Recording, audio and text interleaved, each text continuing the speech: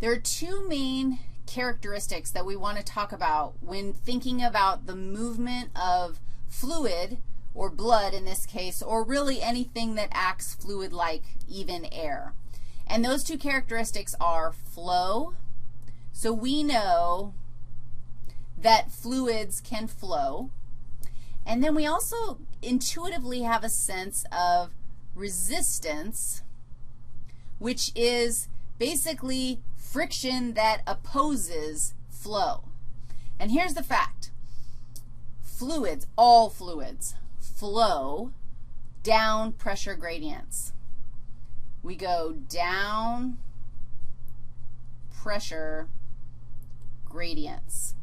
So blood is going to move always from a high pressure zone to a low pressure zone. This is, thankfully, incredibly intuitive. This makes sense to us. If you imagine me squeezing a balloon, the high pressure zone where I'm applying the squeezing force is the air is going to move out of that zone. It's going to move out of the high pressure zone if it can.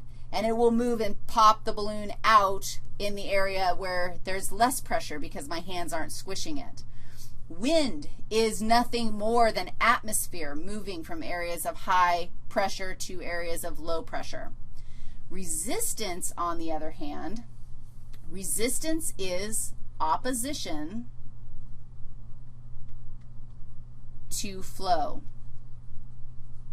So any force that opposes the flow is considered resistance. And in our situation, almost 100% of the time, we're talking about friction.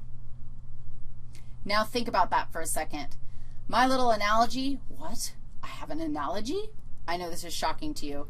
My analogy shocker is imagining my children playing on a slide that is lined with shag carpet. Seriously? I mean, even if it's like a super steep slide, like go sit on the slide made of shag carpet, like go climb inside that slide and sit down. And if it's, you know, shag carpet is like the super long, awesome, like make it like pea soup green or something like that and throw it in your house. That'd be fantastic. I actually would like to have a room that was full of shag carpet even on the walls, because then I wouldn't stress about my children like beating the holy living tar out of each other in the pea soup green shag carpet room.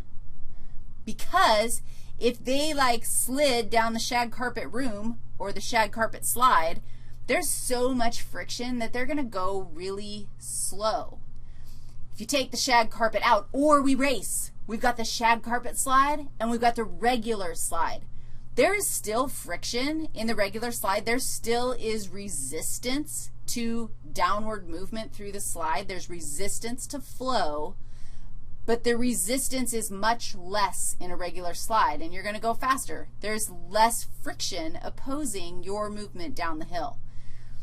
In the blood vessels, more resistance could be atherosclerotic plaques.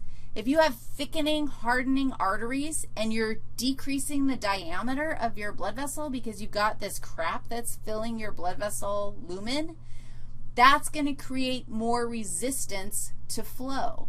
And just think for a second about what could that possibly do to the pressure. If you increase resistance to the flow, that automatically increases the pressure. Knowing that flow always moves, flow is created by pressure gradients.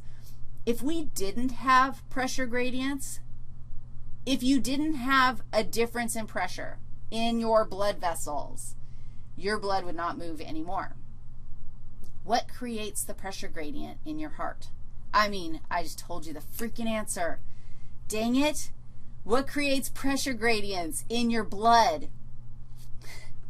Oh, you guys are so smart.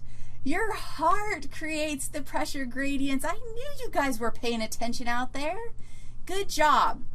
So your heart, because it's this awesome beating pump that's creating a high pressure zone, holy cow, go review your Wiggers diagram and see what happens during ventricular contraction. see what happens to the pressure inside the ventricle. You create this super high pressure zone. The fluid, the blood is like, dude, get me out of here. I got to find a low pressure zone to head to. That creates flow. Your vessels can create resistance, but the flow is generated by your heart. So let's take a second to rewind and figure out some characteristics of how your heart creates flow. Because your heart, the mechanism of heart muscle contraction is a little bit different than skeletal muscle contraction, and that allows for some interesting regulation that can happen from your actual little heart. Pat your heart, everybody. Oh, I love your heart. Okay, I'll be right back and we'll talk about heart contraction.